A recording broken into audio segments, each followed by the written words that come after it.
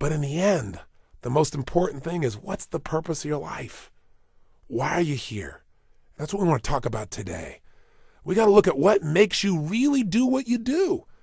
Everything on earth has a purpose, and you do too. That purpose provides an inner drive that once you tap into it can give your life immense fulfillment. It'll also give you certainty.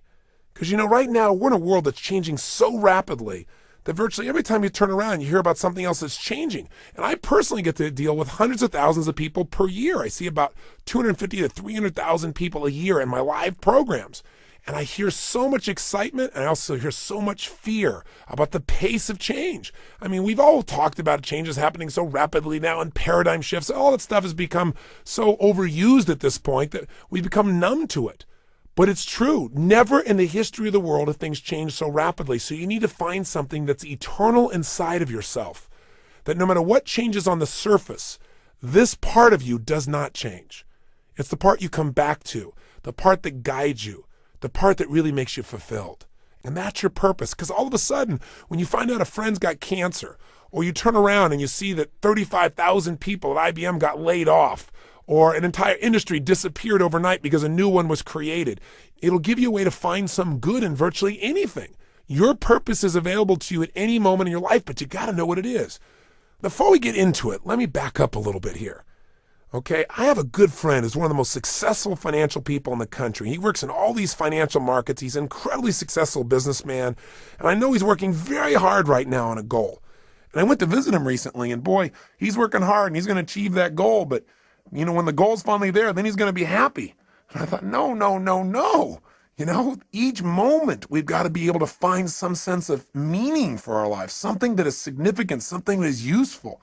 And we all know this is not a new conversation, but as your coach and as your friend in these tapes, I'd like to draw your attention to some things that maybe you already know but haven't thought about for a while.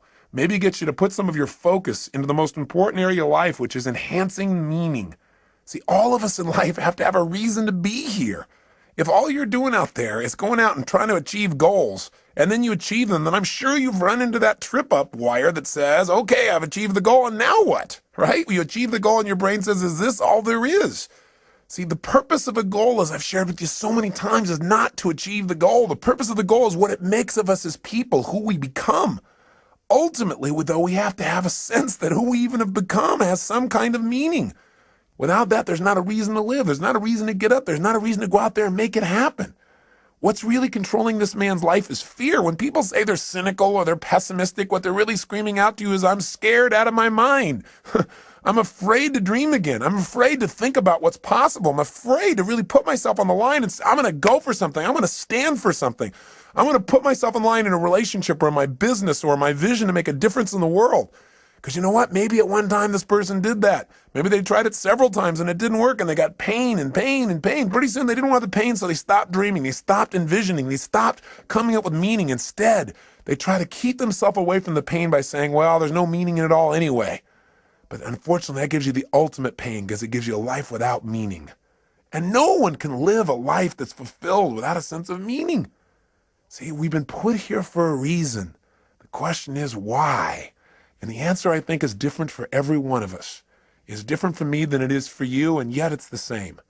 Every one of us has been put here. Every one of us is unique and different and special. And I believe our Creator, if I may use the word God, if I may, God has put you here for a reason. The question is, what is it? God does not create things without a purpose. Everything on earth serves a purpose. Why are you here? What are you here to do? What are you here to become, to create, and to give? These are some of the most significant questions that you can answer in your life. And even when you answer them, I'm sure that as your life expands, you'll come up with better answers as you get more experience and you get closer in touch with your own innermost being and maybe closer in touch with your Creator as well. You say, Tony, where are you going with this? I'm really going to the essence of giving your life what you deserve, which is knowing that there are no mistakes, knowing that every little thing you do has a consequence. It can be a positive consequences if you choose it. The most powerful thing that has consequence in your life, though, is the thing we talk about so often, but I got to say it again, and that is what's really ultimately shaping our lives are our decisions. The first decision is the decision about what to focus on.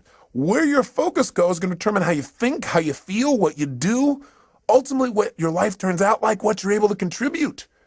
The bottom line is we must find an empowering focus out of any situation. The second decision that shapes our life and the meaning of our lives are the decisions that we make about what something means. Meaning is ultimately something we determine. That's the exciting part about it, and that's the scary part about it.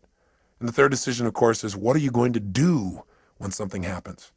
See, so much of the fear that we see in life comes from the fact that most of us don't feel like we're in control. We're running around trying to control all the events of our lives.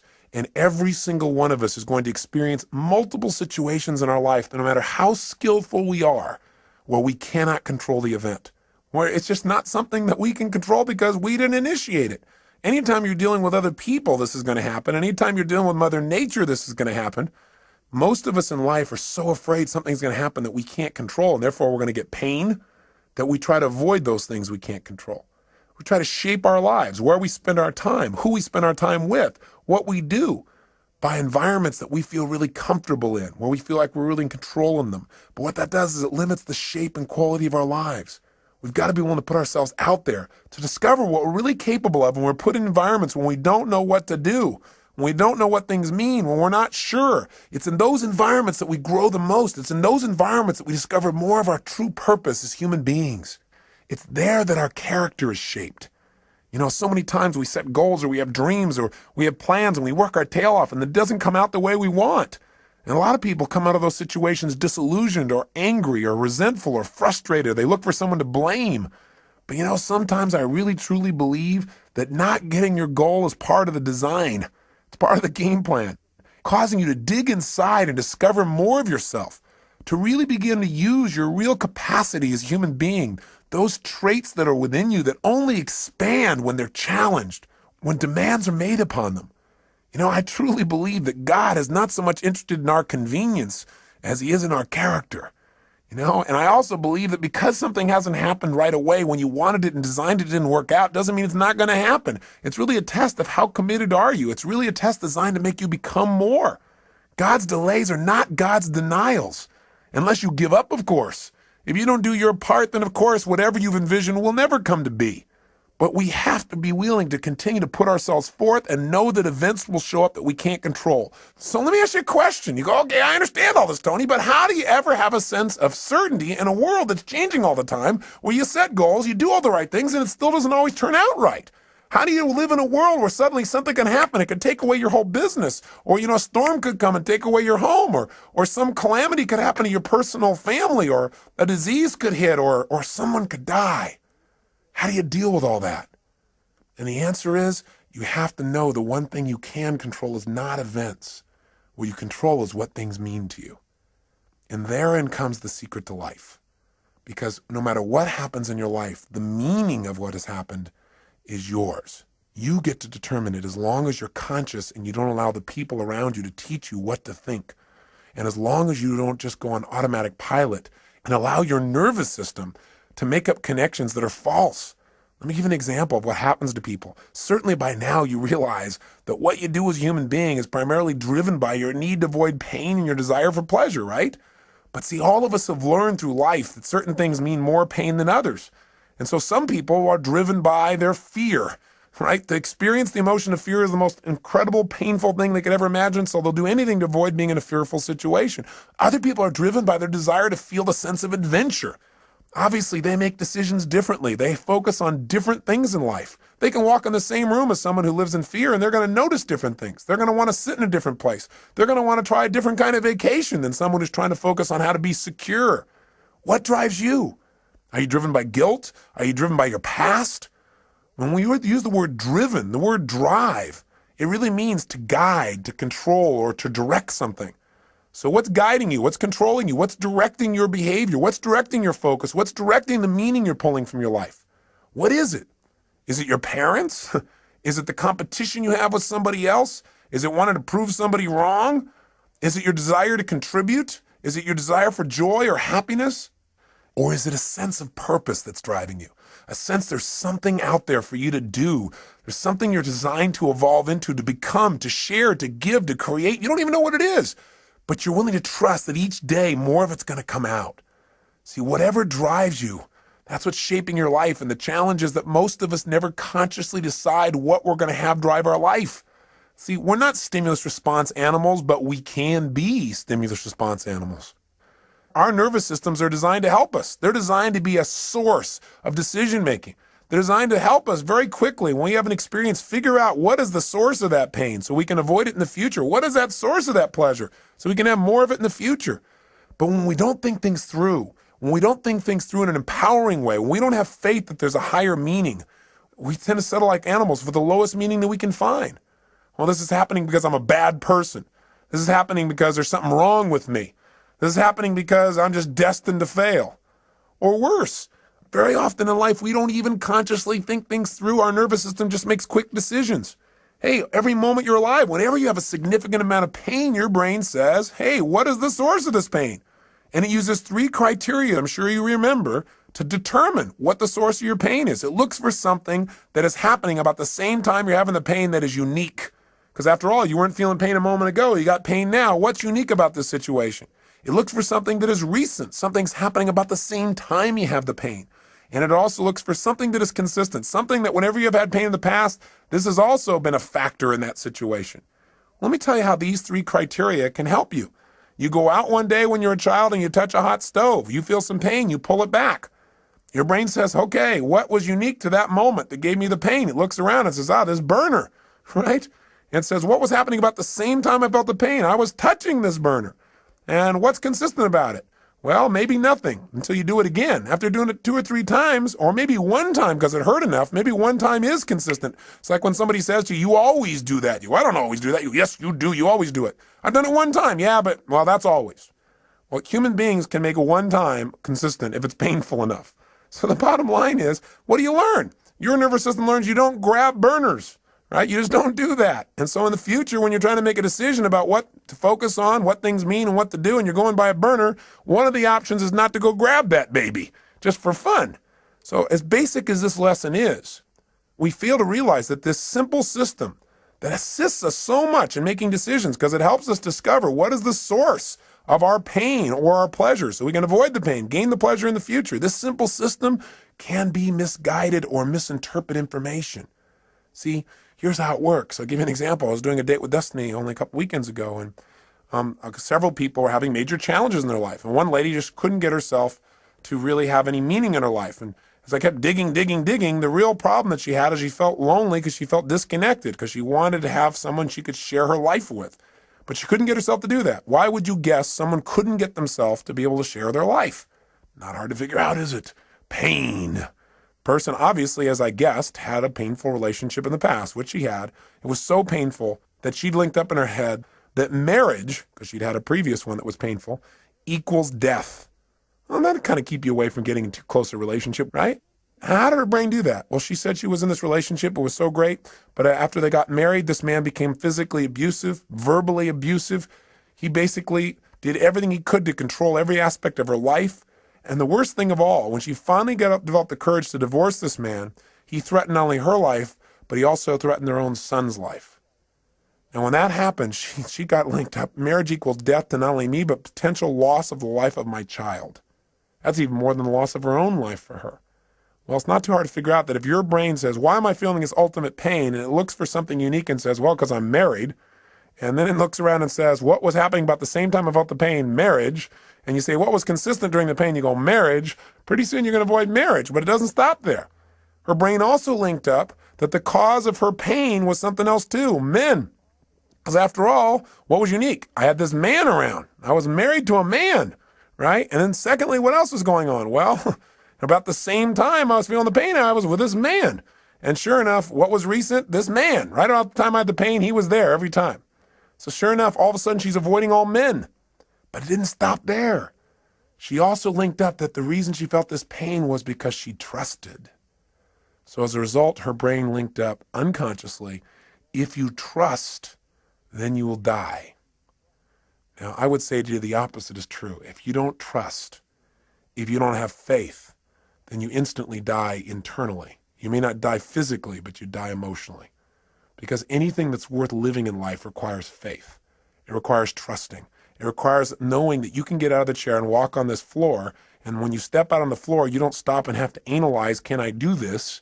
And you don't weigh everything and think about your weight and the structure of the floor and what's underneath it. You just trust. Otherwise, you'd be immobilized. You have to trust to drive a car. You have to have faith to enter a relationship. You have faith to start a business. You have to have faith when all of a sudden somebody at this company says these 35,000 people are gone. You have to have faith that if you're one of those 35,000, that there is a better plan for you and that you will now act on that faith and take action and find that better plan, that better solution for your life.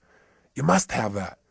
When you lose trust, you lose meaning. When you lose meaning, you lose your life. Again, maybe not physically, but certainly emotionally. And when you lose it emotionally, the physical loss of life often is not that far behind. Medical researchers are now proving that the mind-body connection is not some psychobabble, but a physical reality, that the way we think and the way we feel about our lives affects us physically.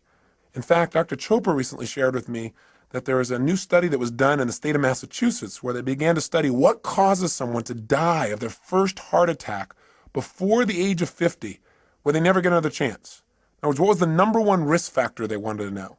And they assumed that what would cause someone to die from just their very first heart attack, never get another chance, would be a person just had so much cholesterol in their body wasn't able to recover. And they found out that was not the number one risk factor. Then they thought, well, maybe they had diabetes. Maybe it was more of a genetic factor. They once again disproved that theory.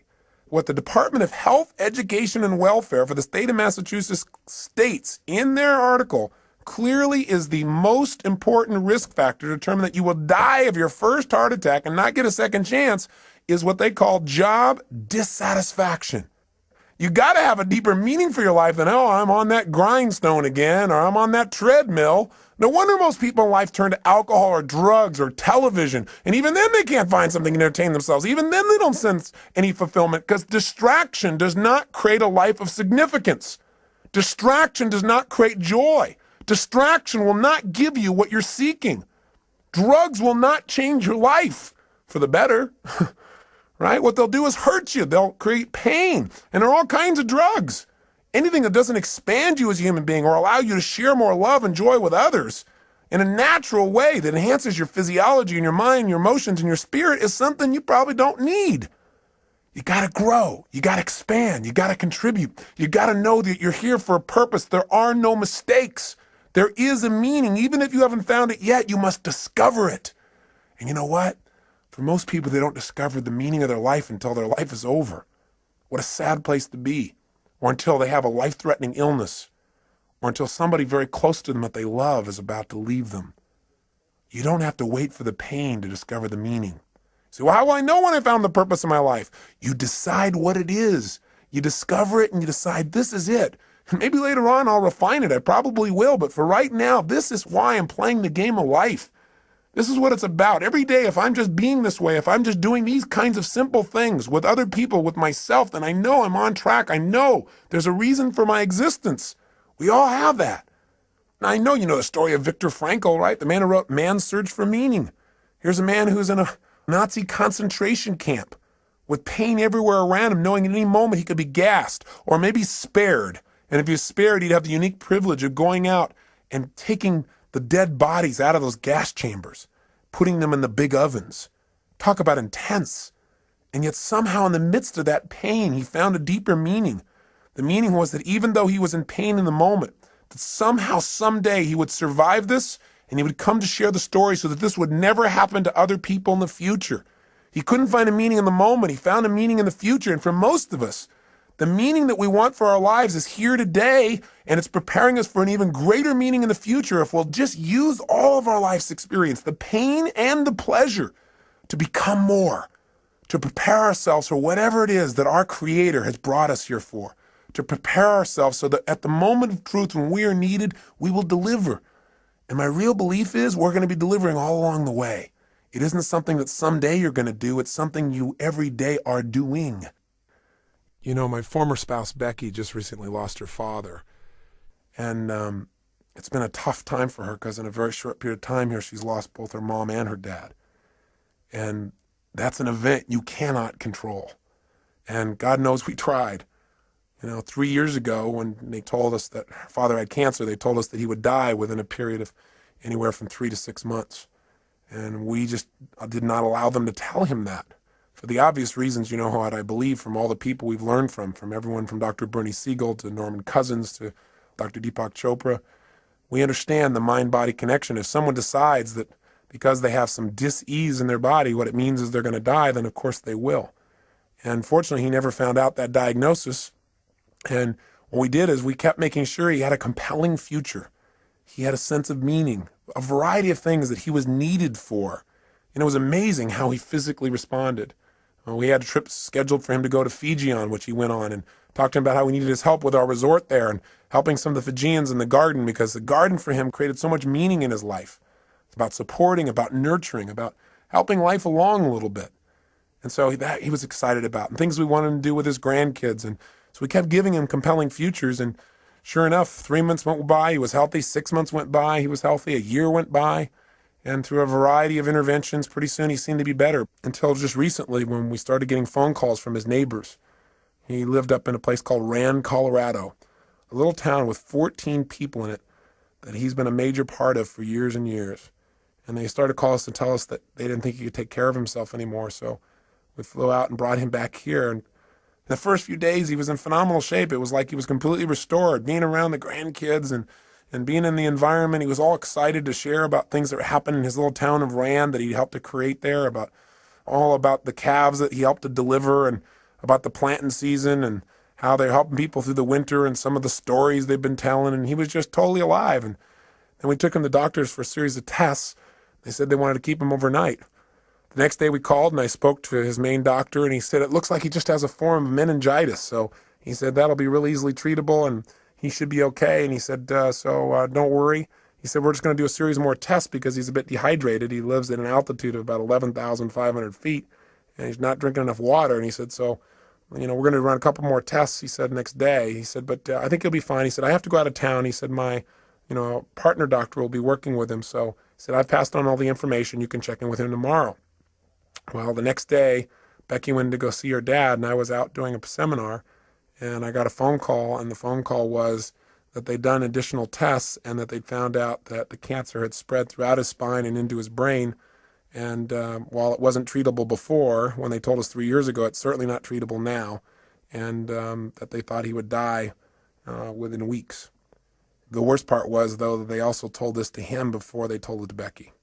So he had no one there to support him through the process or to give him other options.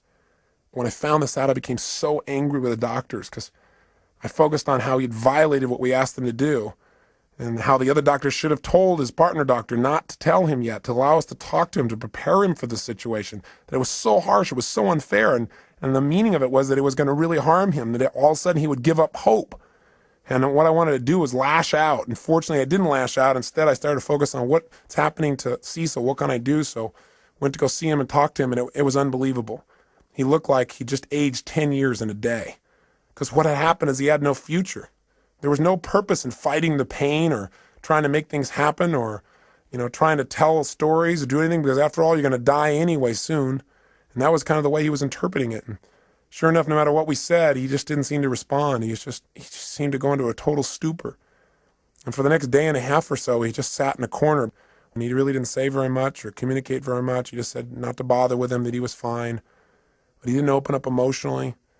And I just sat down with him and I cried and I told him how much I loved him and how much Becky loved him and how he needed to share with us what he was really feeling, because holding that back wasn't protecting us from pain. We just felt separate from him. That he could choose what this was going to mean for his life. The doctors had told us 3 years ago that he was going to die within a matter of months then. And here he was 3 years later. I said, what if you would have just sat around for 3 years in this little corner doing nothing because you thought you were going to die any day or any week? I said, that'd be pretty crazy, huh? And he started to laugh. I said, look at this. I said, you can't just sit off in this corner. Hey, you might die tomorrow. You might die in 6 weeks. You might die in 6 months. You might die in 6 years. You might die in 10 or 20 years and really screw these people's brains up. I said, it doesn't matter how long you're going to live. What's going to matter is how you're going to live while you're here. I said, you've lived an incredible life. In World War II, you were a pilot, You were a businessman. Now you're this guy who's touching this little town up in Colorado where everybody knows you and cares about you and loves you because you love them. I said, you've raised these incredible kids. I said, if you're going to go out in style. Go out because you decided to go out in an energy that you want to, where you really enjoy your life. Don't just shut down because somebody told you your life's over because you buy into it. Don't do it. And then he said, well, Tony, he said, the truth is, I'm not afraid to die. And he said, everything you said is true. He said, my life has been so rich. And he says, I feel like, I've lived my purpose now. I look around and I see my kids and I see what they're like as people, and I see what I've done, and I think maybe it's time for me to go now.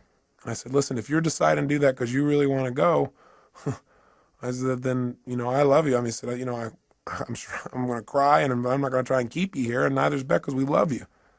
I said, but at the same time, don't leave because somebody tells you it's time to go. He said, well, I don't know. I said, well, when it's time to go, you'll know. I said, and you can go consciously. You can decide when it's time. You don't have to wait till the pain is so intense you can't stand it. But at the same time, don't go any quicker than your meaning is done. And I think right now you're teaching your family a lot of new lessons. He said, yeah, that's probably true. And I said, so what do you want to do? How do you want to do things? I said, let's get your fanny out of here. Let's get about. And we had this great conversation and talked about all kinds of things. I won't bore you with the details, but I let him know that he never have to worry about his daughter, and that she had become the kind of person he could always be proud of. And it was amazing because the next 3, 4, 5 days he came to life. All of a sudden there was a purpose in things again. All of a sudden he was alive. He'd go out by the pool and tell stories and so forth. And he went over to the polo grounds and did all kinds of just really great things. And then I went away for a seminar, and I came back 2 days later, and it was like he was gone. He could barely even talk. He's having a difficult time holding himself up. We had to have round-the-clock care for him. Pretty soon, he wasn't able to carry on a conversation. He would start talking gibberish and start seeing things that were invisible and point to them. And we could tell the end was coming. And as the end started to come, there was more and more pain and tears, and we felt it all. And I also, at the same time, reminded ourselves that, hey, we're making this thing that it's lost because of our short-term thinking about this man and his body and his presence, but his life will live on beyond his physical presence here. And for him, what it probably means is freedom. Finally be free of the painful body he's been in for so many years. For him, it's a chance to be with his wife, Becky's mom, a chance to be with other loved ones. There was another meaning that could give you joy at the same time you're feeling pain. And so we tried to focus on those. And then one night I got home, and all of a sudden I was called by the nurse, and she told me that Becky's dad had just passed away. And I had to share it with Beck, and we cried and we talked, and at the same time she felt an incredible sense of peace for him. It's amazing how instantly how we felt could change just by changing what we focused on, from our loss to his gain, to the feeling of joy for him to be free. We couldn't control the event, but we could certainly direct our own minds by thinking beyond ourselves to something deeper, to a deeper meaning in life. I got back yesterday from going with Becky up to this little town in Rand, Colorado. It's a little town I'd never been to before, but Becky had been there many times, and I got a chance to see where Cecil lived and the impact he had. He didn't really want a funeral. He never liked people who, quote, put on airs for anything. He was a simple man with simple values and a simple mission. And when I got there, I looked around, and he never explicitly said what the mission of his life was, the purpose of his life. But in a town of 14 people, and we went out to this gravesite to put his body into the ground, and suddenly person after person started showing up. We knew all 14 people would be there because we knew he'd touched them all. They all loved him. He was the storyteller. He was the man who took an old car years ago and painted it black and white and put a star on the side and put a dome in the inside with glasses and made it look like a police car, so that when people came running through this little town, which consists of about 7 or 8 buildings, that they might slow down. His house was called the Rand Yacht Club because he invited everybody up for coffee every single morning, at least 300 days a year. Figured out how he could tell them a story and cheer them up. He used to run a little restaurant there called the Liar's Lair. The reason was because he'd tell people stories, and he'd tell the wildest tales and get people to believe them. Sure enough, after about 10 or 15 years, they began to realize that some of these things were stories. And they all laughed as they told me stories about this incredible man who touched their lives. But when we got to the gravesite, not only did 14 people show up, but in this little town that's 4 hours outside of Denver, people came from all over. People came from Wyoming. People came from Denver. Pretty soon there were 100 people at a gravesite where there's not supposed to be a service to honor a man who touched their lives. And so we said, we don't have a formal service because that's not what he wanted, but before we put his body in the ground, does anybody like to say anything? And they all talked about how he touched them, how their life was greater because he was such a loving soul, that his smile had touched them, that his stories had touched them, that just his manner, that he was a lover of people and animals, that because he'd been in this town, their lives would never be the same. And people who'd come through the town just for a day, just as a little kindness. He was a man who said, if you can't say something nice about something, don't say anything at all. He never said a negative word about anybody. In fact, one man, probably the most telling tale of this man's life, he said, Cecil's the kind of guy, he said, I sat down one day with him and said, what are you doing about all those rodents that keep stealing all our animals? Are you poisoning them? Or are you shooting them? Are you trapping them? Are you killing them? What are you doing? He said, because they're taking all my stuff. And Cecil said, no, he said, I just plant twice as much. I thought, what a life. What a man. See, his life was his mission. His mission was real simple. Love people, love animals, love beings. Make the world a little bit better by just being nice. He lived a life of significance, one that had meaning. He didn't go out and change everything on earth. He didn't make $1 billion. He doesn't have people writing him up everywhere, but he changed people's lives. And he died in his sleep, out of pain, the day he decided to go. And he created in his family a greater sense of courage to look at life in a new way, and a greater sense of dedication to give even more. He added to our drive. He added to our commitment to be givers in life, as he was to any soul who had the privilege of coming across his path.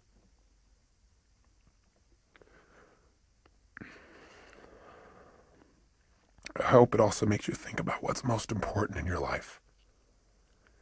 I remember an interview with Michael Landon in Life magazine when he knew he was going to go. And he said, quote, somebody should tell us right at the start of our lives that we're dying. Then we might live life to the limit, every minute of every day. Do what I say. Whatever you want to do it now. There are only so many tomorrows. If you and I are going to live our lives fully, then maybe sometimes we can take the experiences of those around us and learn from them. We can learn that in all of our lives we're either warnings or examples. Cecil's life was an incredible example. He didn't think anything in life was insignificant. Not a rodent, not a flower, not an animal, not a stranger passing through. He lived by a philosophy that they also live in Fiji. By the way, Fiji was his favorite place. And the last things he told me was the happiest time of his life, the last few years, were the trips he took to Fiji. I think it's because he felt like there everybody understood what he understood. And life is meant to be a happy, to be a joy, to appreciate the little things as well as the big things, to appreciate one another, to be givers, to be lovers of life. I say to you that if you're driven by anything other than your love, than your spirit, than your desire to contribute, your desire to grow and expand, if you're driven by your need to please others, if you're driven by your fear, if you're driven by your past, maybe it's time to free yourself. And the way to do it is decide. Decide consciously what you want your life to be about. Decide consciously what's the purpose of your life. Something simple. Something you can live every single day. I think that when I look at people's lives and I see the people who are having so much difficulty, I think the number one reason why people fail to experience joy in life, experience life as a win, is not because their life isn't the win, because the win can be just reaching out and touching somebody around you. The win can be just telling somebody that you love them. The win can be taking care of your body, God's temple. The win can be stopping and feeling grateful. The win can be anywhere. You don't have to land on the moon to have the win, and you can enjoy landing on the moon too. But how much better to enjoy the process? Because we're going to spend most of our life in process towards the achievement of goals. Now, I'm not saying don't go do things, and I'm not saying don't have grand schemes and dreams, and I'm not saying don't do those, because our lives are better because people have dreamed huge dreams and they've made them happen. But I'm saying don't do it at the expense of not appreciating what's true along the way. And What Cecil's reminded us of is all those little things that are so, so important. And we've always believed they're important. I feel like we've always lived that they're important, but I just want to redouble the effort.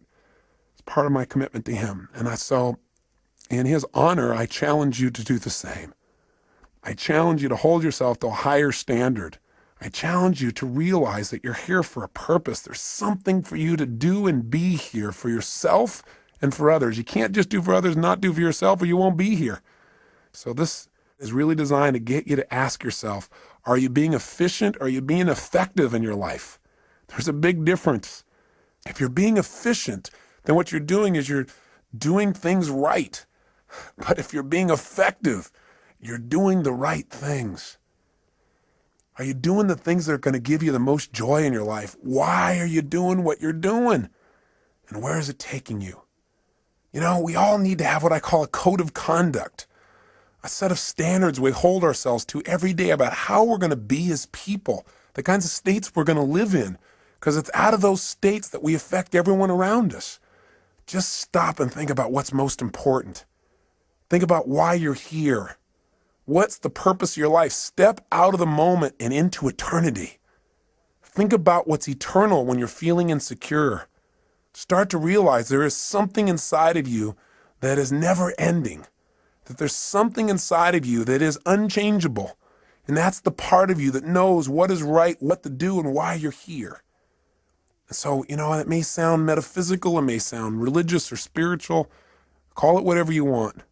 But know that the bottom line is that you are here for a reason, and that it's a special reason that only you know. And it may be that you haven't found it because you're looking for something huge.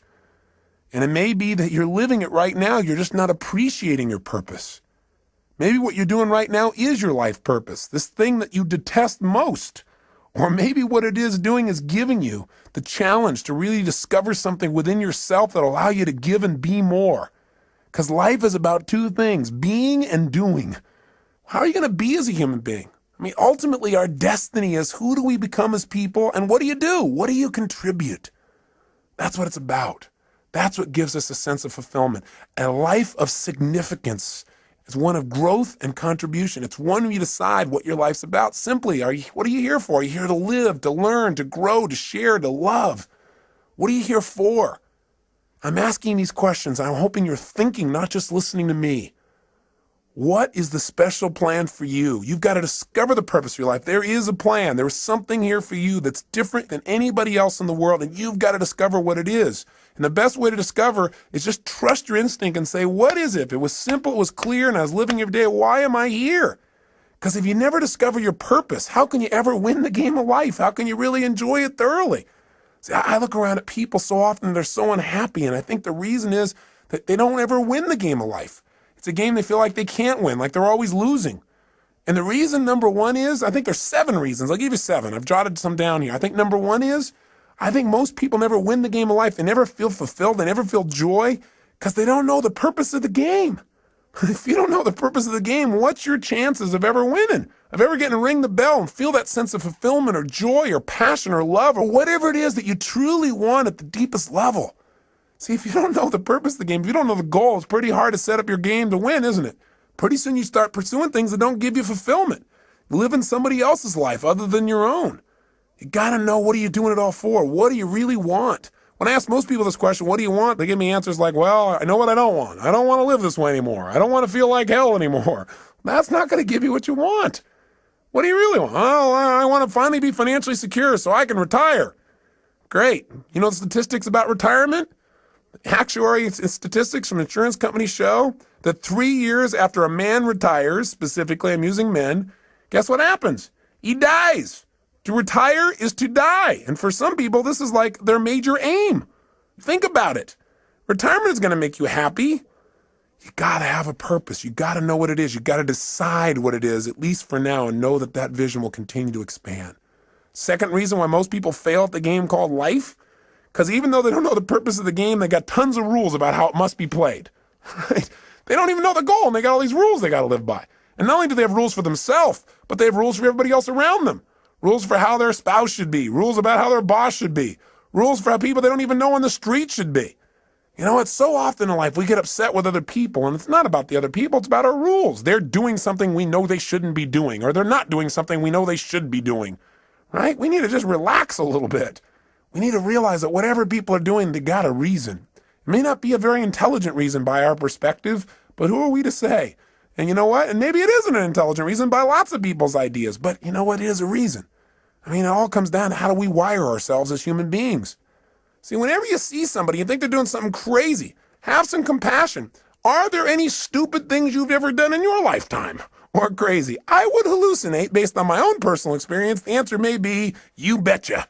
And the bottom line is, we got to understand that things are going on that we don't understand with people. I remember one time I was talking to Stephen Covey about times where we misinterpreted people's behavior, and he told me about this time when he got on a subway, and this man walked in and brought on a bunch of his kids, and they were just running rampant, screaming, yelling, making noise, creating havoc. And, you know, Stephen's more of a mellow, centered kind of guy. He doesn't like that kind of environment, even on the subway. And the bottom line is, you know, he didn't want to say anything, but he found himself getting more and more irritated. And the man seemed to be just ignoring the kids, like it didn't even matter what they were doing. So he found himself finally to the point where he actually spoke up. So Stephen turned to him and said, you know, do you think you might want to do something about these children? And the man looked at him and said, oh, yeah, I guess I should, huh? He said, we just got back from the hospital. Their mother just died. He said, and I just don't think they know how to deal with it. He said, quite honestly, neither do I. Stephen said he felt like absolute garbage. And he said it made him from then on realize whatever's going on, there may be something else going on as well. It made him have compassion. It gave him fewer rules for other people in his life. Not a bad idea. But we were talking about people that don't succeed in life, and why don't they succeed? One, they don't know the purpose of the game. Two, they got tons of rules even though they don't have the purpose. How'd you like to be in a game, and you're trying to win, and you don't know the goal, and you got a zillion rules you got to live by? That'd be pretty frustrating, wouldn't it? Well, add step 3 to it. Here's the third reason people fail to win the game of life, and that is because their rules are in conflict. We've got all these different special rules where we contradict ourselves, where in one situation you're supposed to be one way, and in another situation you're supposed to be totally different in order to be effective. See, if you got a bunch of rules in conflict, which most of us do, you're going to have pain. You're going to have frustrations in your life. Here's the fourth reason why most people don't win the game of life. Because even when the person plays by the rules, they don't always win. In other words, you do everything right, you don't always get rewarded. You give your all. You put your heart and soul on the line. You do everything right, and still sometimes it rains on your parade. Sometimes, you know, a storm comes down and beats the death out of your crop. All of a sudden, you're in the Midwest, and the flood comes and destroys all you've worked on. You know, that kind of messes your brain a little bit. You start saying, hey, you know, why even try? There's no meaning in this. Everything I do is for naught. That's worthless. Not realizing there's a deeper meaning. There's a meaning beyond the moment. That what's happening in this life right now, this event you can't control, whether it's the loss of a father as Becky has gone through and a father-in-law as I have, or the loss of a business or anything that seems to be a loss, is a gain if you ask yourself, how can I use this? What else can this mean? If I can't use it today, how will I use this someday? How can I turn this into opportunity? How can I make myself more? How can I use this pain to sculpt my soul? What can I do right now to move myself forward? These are the kinds of questions that will support you instead of woe is me, why'd this have to happen? You'll never get an answer to those. Those questions will leave you in an endless loop. Here's the fifth reason why most people fail in the game called life. Sometimes you break the rules and you win. Oh my gosh, you do something you know isn't right. You do something you know you shouldn't do, something that's against your own values, against your own way of doing things, and you get pleasure. And your brain goes, hey, maybe there's some new rules out here. Maybe I don't have to live by these rules. After all, when I worked my butt off and did everything right and held myself to this high standard, I got pain, I break the rule, and I got pleasure. Maybe this is how it's really wired. Maybe I ought to just take a look at life being this way. You know what it does? It takes you away from your higher purpose. It takes you away from what's most important in your life. And while you might get pleasure in the short term, you give up that sense of dignity within yourself that says you're doing the right thing. That's what causes more people to fail in life than I think almost anything else, because the ultimate pleasure in life requires sometimes short-term pain to get to it. And that ultimate pleasure is who you become, what you contribute, and the experience of life that you have because of that growth and contribution. The sixth reason why most people fail the game called life is because in order to win this game, you got to work with 5.5 billion other people who all have the wrong rules. They don't know the purpose of the game either, and they are real clear that there are certain rules you must live by. We all have different rules because we've all learned different ways of getting out of pain and into pleasure in life. We got to learn from one another. And finally, the seventh reason why most people fail the game called life It's because they think it's a life and death game. And you say, well, it is a life and death game. Well, I'm the first person to agree that this is not a practice session. This is the real thing. That's why we got to live it full on. But if you think everything is life and death every moment, you put so much pressure on yourself that you truly will not live life. You live in fear. And that's no life at all. How do you live life and win the game? Well, in spite of all this stuff that sounds so terrible, there are people that seem to be winning, seem to be fulfilled, seem to be making a difference, seem to have a great deal of joy in their life. And they seem to have it consistently. And they're not doing it through drugs or alcohol or distraction. They're doing it through living a life of significance. How have they done it? They do what we do in our Date with Destiny seminar. We accomplish 7 things in that seminar. And I bring it up because I hope you'll take the time and actually come, where we'll get your purpose and your mission statement and your values all in the exact order you ideally need them to be, so you're being pulled in the direction you want instead of being pulled in multiple directions. But for right now, here's what we do. And this is what we're going to start doing on this tape. Is the first thing these people have who succeed or are fulfilled is they've decided what the purpose of the game is, at least for right now. Do you follow me on this? They said, okay, I don't know what the purpose is ultimately, but let me just decide. For right now, the purpose of my life is to what? It's to love and be loved. It's to grow. It's to expand. It's to make a difference. Do this. It's do that. They come up with a purpose, which is what I want you to do at the end of this tape. The start. I know it's not the end all and be all from one tape, but I want to get you started on a mission statement, a purpose statement for your life. You got to have that. If you don't at least have a target, if you don't know what the goal of the game is, you don't know what to decide to do. We have all these choices, all these opportunities. So you don't have to choose between something that's good and bad. You have to choose between something that's good and something that's great.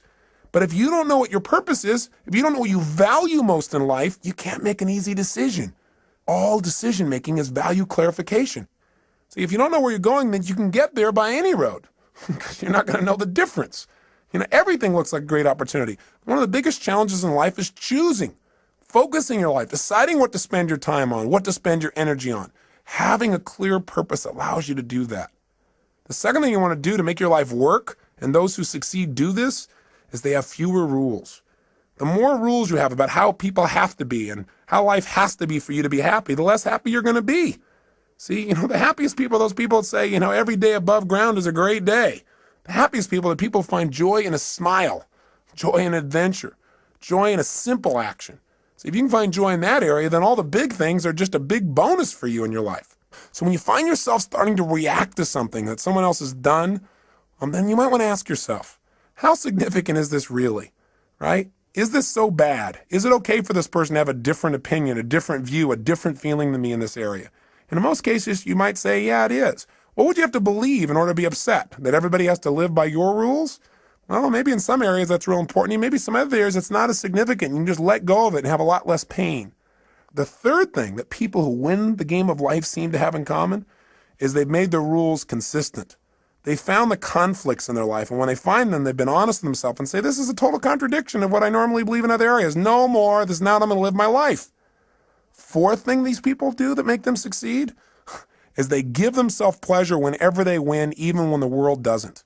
This is really important. You got to realize that sometimes you'll do everything right and you won't get acknowledged. So what? Acknowledge yourself.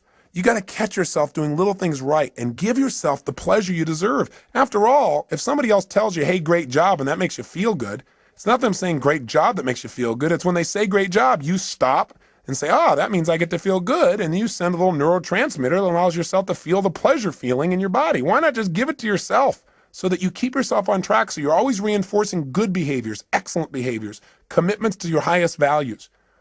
Fifth thing these people have in common is when they screw up, when they don't do things right, when they violate their own values, when they violate their own sense of purpose in life, they give themselves a short burst of pain. They say, hey, this is not who I am. I stand for more.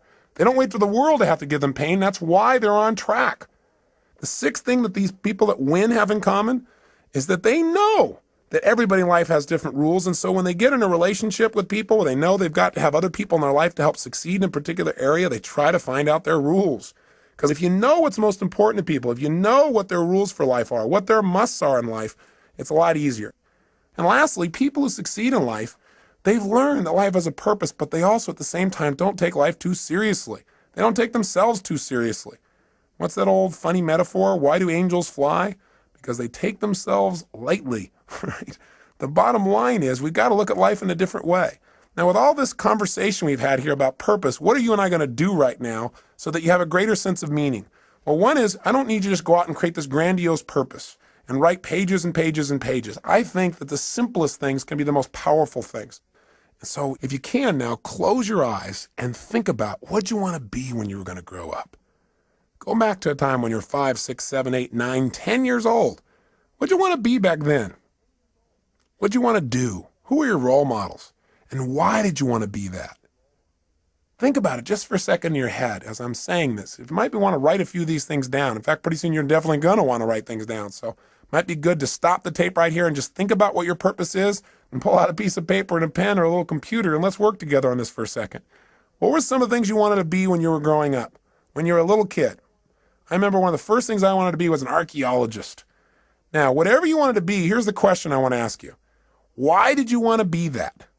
In other words, what was the feeling you were hoping to get from that? What were the sensations? What were you wanting to be and do? What were you wanting to get from that?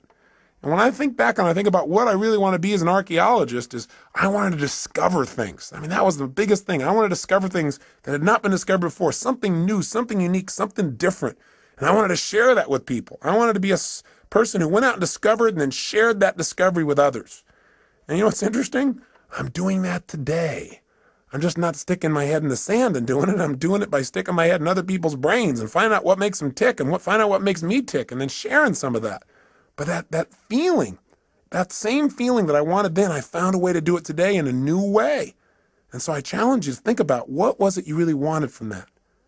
Then think of something else you wanted to be when you're growing up. I wanted to also be a police artist later on. Remember that? You know, those guys that draw those pictures, you know, and show people and catch the bad guys. And why did I want to do that? What did I want to get from that? Oh, gosh. I thought about it. I said, well, I wanted to create. I wanted to be creative, and I wanted to help people. I wanted to help people do the right things. I wanted to get people out of their pain. I wanted to catch the bad guys. But most importantly, I wanted to create and help people. Well, guess what? I found a way to do that today, different than I originally thought, but the same purpose is there. Now, maybe it's not the same purpose for you for all the things you want to do. Maybe they have a common thread, or maybe they're different threads that are important.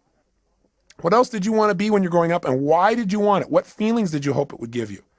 What did you hope would come from it? Think for a second. I'll give you another one of mine while you're thinking, try and trigger you. What else I wanted to do? Well, I wanted to definitely be a rock star. I wanted to be able to entertain people, to change their emotional states, to use my voice and my face and my body to give people more passion in their lives. And now I've found another way to do that. Plus, I get to work with some of these people. The other day, I got a chance to go to the Aerosmith concert. I kind of grew up listening to those guys. And I found out that Steven Tyler and some of these guys are fans of mine as well. Went backstage and I met Tim Collins, who's their manager, and he told me a phenomenal story. He said that years ago in the early 80s, when Aerosmith was in really bad shape, the guys were hooked on heroin and they were losing everything financially and the group had broken up, that he decided he was going to turn it around. And he read 2 books, Think and Grow Rich, and a little book called Unlimited Power. And he said that what he learned there gave him the inspiration and some of the tools and strategies to get himself off heroin and coke. And then he did a group intervention and helped the other guys do the same. And these guys are now on a mission. They're totally clean. And they're Evian water drinking guys that are out there sharing their rock and roll and their message, and they're doing it healthfully. I got a chance to meet Steven Tyler, who's just an incredible guy. I mean, these guys have been touring for 23 years, giving their all passionately every day. I feel like they're brothers. And it was really interesting because he said, I watch you on TV all the time. I feel like we're walking the same path, And he said, I listen to your tapes. And he said, we really have the same mission. He said, do you think you'd get together with us and do a gig for us? I said, what do you mean? He said, well, the guys on the weekend. Could you maybe do your gig for us so we could all participate on the weekend? I started laughing. I pinched myself. I said, oh, cool. Now I get to do a gig for Aerosmith. I'm not out there rock and rolling, but sort of I am. I'm working with the rock and rollers. So it's fun. So my point is, maybe you're not doing what you originally envisioned, but maybe you'll find a way to do it even better if you have some faith. Maybe if you keep developing yourself and you know at least the emotion you want, the contribution you want to create, you'll find a better way. Most importantly, before you can find the way, you got to know the essence of what it is you really want. What is that purpose? That's what I'm really asking you about.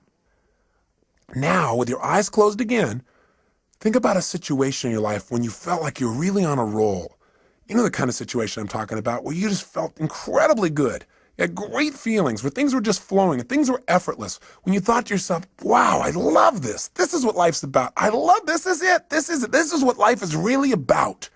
Can you remember a time like that in your life at any age, young or old, where you really felt like you're in that flow? You thought, this is it. This is what life's about. Think of a situation like that right now. Remember that time. Step back into your mind, back into your body like you were then. And look through your own eyes as you were then when you felt like this is what life's about, and see what you saw. Hear what you heard. What were you doing? What were you feeling? What were the states you were in?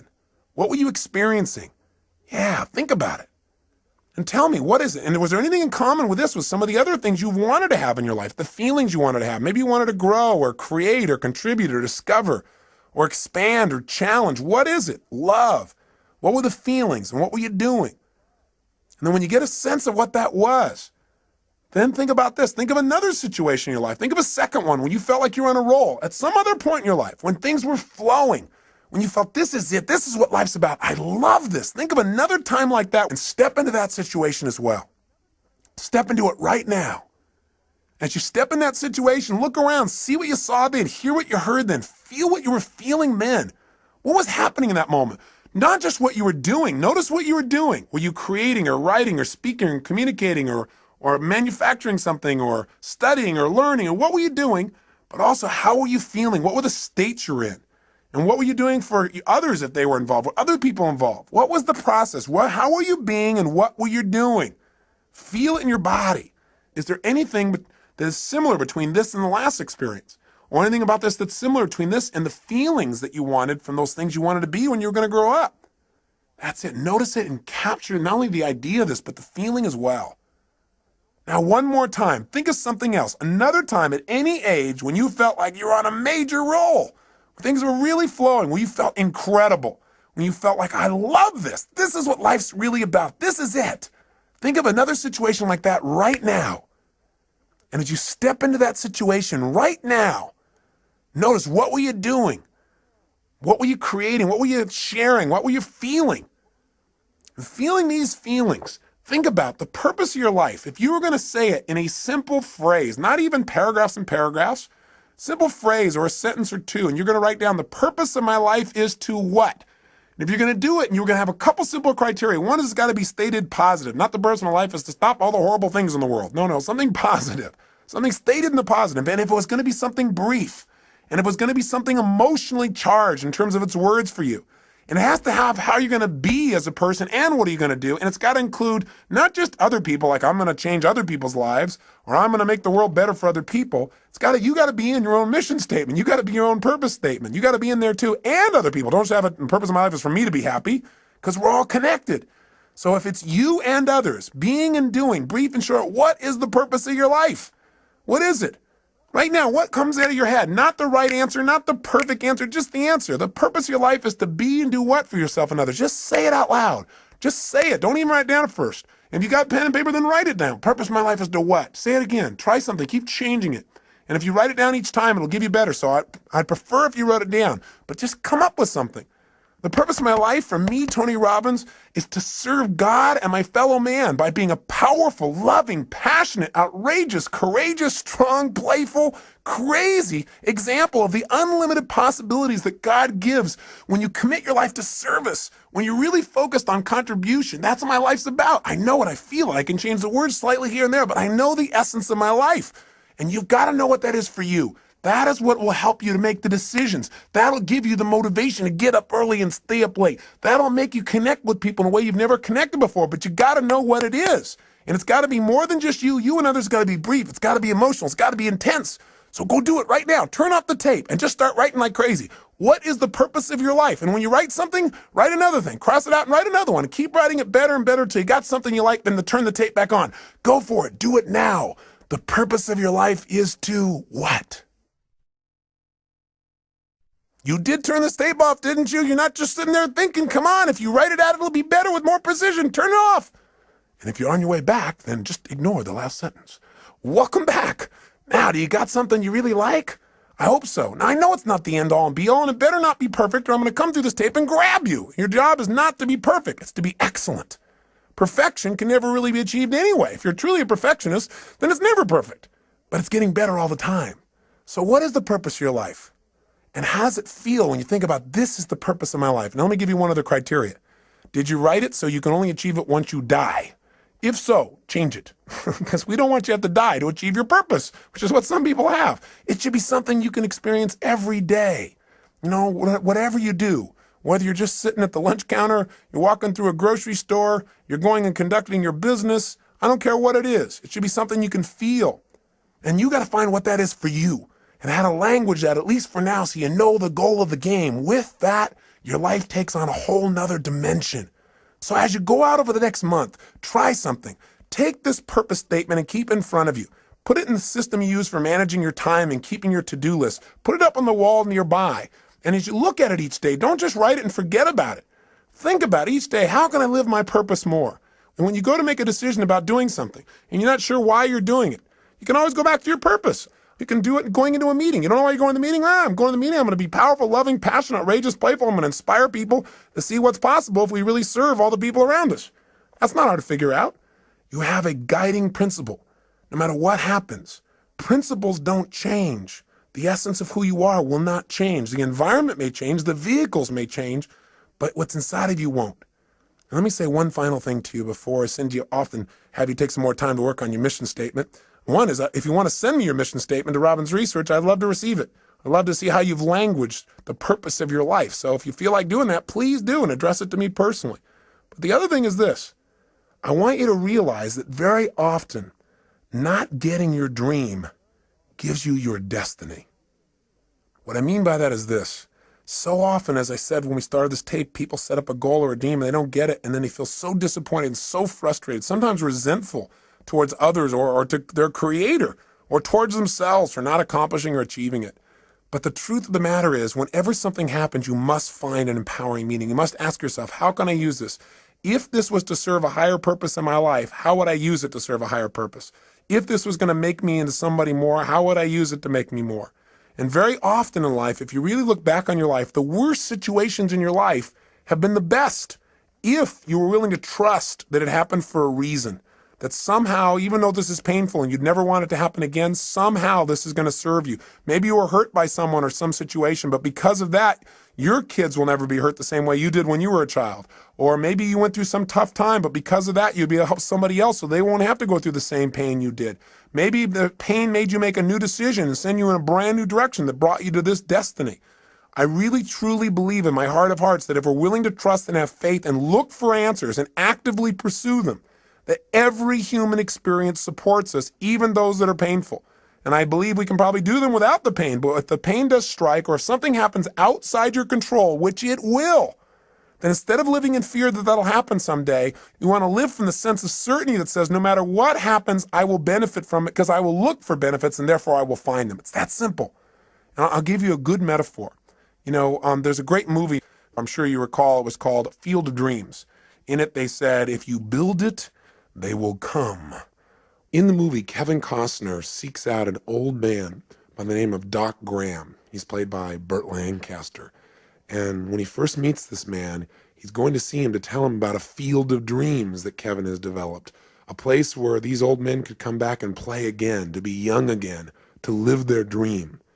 And when he meets Doc Graham, he starts to talk to him and he says, I understand that you only were able to play one inning in your life, because Doc Graham said, well, yeah, my whole life's dream was always to play baseball, to be a professional. He said, every single day I gave my all. I lived this passion. He said, I took ground balls and batting practice and I pushed myself. And he said, finally, I made it. I made it to the big leagues. And the whole season went by without my being able to play. And finally, at the end of the season, in the 8th inning, the coach looked over at me and said, kid, I want you in right field. He said, I was so happy. I couldn't believe it. I ran out onto the field. And he said, I stood out there in right field waiting for somebody to hit it to me, waiting for my chance. And nothing happened. Then when we came back in, he said, my turn to bat never came. And the next year, they, without giving me another chance or even giving me a chance, they sent me back to the minor leagues. And he said, I just couldn't take it. I couldn't take going through that again, so I quit. And Kevin Costner said, oh my God, that's unbelievable. What incredible pain, what devastation. That must have destroyed you. I mean, for any man to be that close to his dream and have your dream pass you by as if it doesn't even know it's you. He said that must have been the most destructive, painful thing. That's a total disaster. And Moonlight Graham said, no, son. He said, Playing baseball for only 5 minutes was not a disaster. Playing baseball for only 5 minutes was not devastating. What would have been a disaster, what would have been devastating, is if I'd only been a doctor for 5 minutes. You see, if I would have hit that baseball, that might have been the bigger disaster, because then I never would have come to this little town. I never would have saved this man's life or delivered that little girl or got to know the people that now are my best friends in the world. He said that would have been a disaster. In other words, sometimes not getting your dream gives you what you really want, what you really need, what you're really destined for. And if that part of the movie didn't give it to you, they followed up with another scene. Finally, there's a chance, Kevin Costner makes arrangements and he said, listen, there's this field of dreams. You can come on it. You can be young again. You can live your dreams still. And he brings Moonlight Graham to the field with all the other players. And when he steps out on the field, he's young again. And he's wearing his uniform and he can feel the warm sunshine on his body again and these youthful muscles and the smell of the fresh cut grass and the baseball in his hand. And finally, they're beginning to play.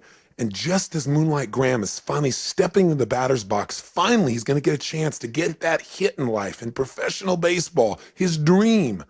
Right at that moment, there's a scream in the stands because Kevin Costner and his brother are having a conversation, and his brother doesn't see these players on the field. He doesn't have the faith to experience the beauty and the joy and the fun and what's right there in front of him. He can't see it because of his lack of faith.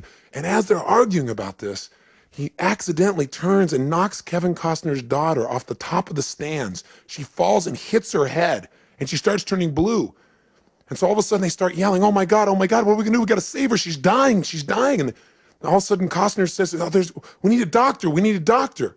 And just as he hears those words, Moonlight Graham is about to swing the bat, and he says, I'm a doctor. He starts running full blast to help this child, but all of a sudden he stops. And he looks down, and there in front of him is the foul line that divides the field of dreams from the other world. And he knows if he crosses it, he can never go back. He can never live his dream. He doesn't hesitate anymore. He immediately steps across, and he saves the child's life. He loses his dream, but he lives his destiny. The moral is very simple. Inside each one of us, there are desires that we have for our personality, those things that we want to avoid pain and want to gain pleasure for. But there are also moral needs. There are those needs inside of us to go beyond ourselves to something greater, to something more, to give of ourselves in a way that maybe we've never given before, maybe a way that won't even be acknowledged, but will give us the greatest sense of fulfillment we've ever dreamed of in our lives. I say to you that if what you've tried so far hasn't worked, all it is preparing you for more. But don't wait for the ultimate day when you save a life. Start saving a life today by enjoying the one you have. Start saving a life today by touching the people around you. Do what Cecil did.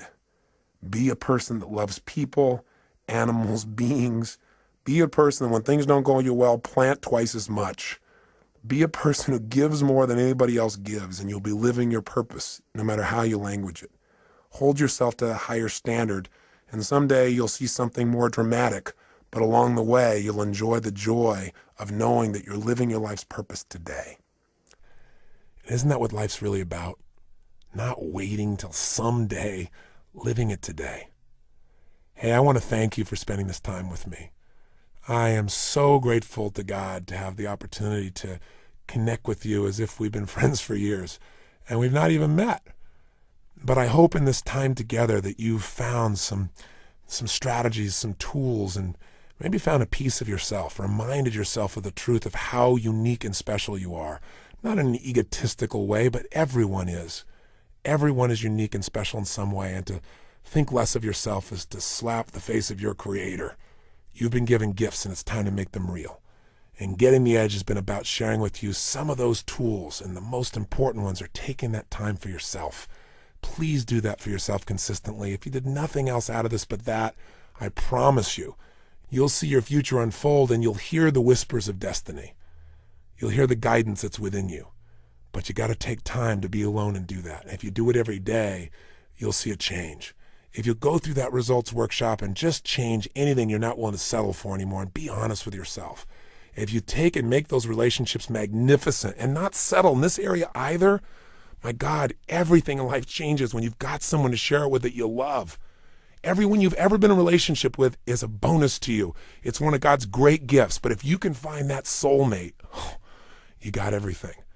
And I have to say that for me, finding my soulmate, finding my wife Sage, was the richest day of my life, and every day is richer because of it. I hope for you, my prayer for you, is you find someone like that you have that kind of love for, and they have that kind of love for you. Or if they're there, that you treasure them, and you find a way to make that juicier every single day. If you do that, and on top of it, you energize and alkalize and get that vitality in your body. If you master your finances, turn your emotions into your friend, and you find your purpose, then the life you create will be so much greater than your dreams. Your old dreams will seem like cartoons by comparison to the life you're living. And if you're able to make those kinds of changes, you'll be able to stand proud knowing you're the one that did it. But I'll also have a special pride of knowing that maybe I helped in some little way to guide you deeper into connecting with yourself. Because the ultimate edge is connection with yourself, with your creator, with your friends, with your family, with life itself. And if you do that, then these 7 sessions were certainly well worth both our time. So I wish you well, my friend, and for now I say so long. But I hope I'll see you sometime soon, and you'll share with me the story of your success and what you've done. Please email me, write me, or come see me in a seminar. I'd love to meet you personally. But until then, make sure that every day is lived to the fullest. Don't settle for less than you can be. Be one of the few who do versus the many who talk. And be sure to live with passion. God bless. I hope to see you soon.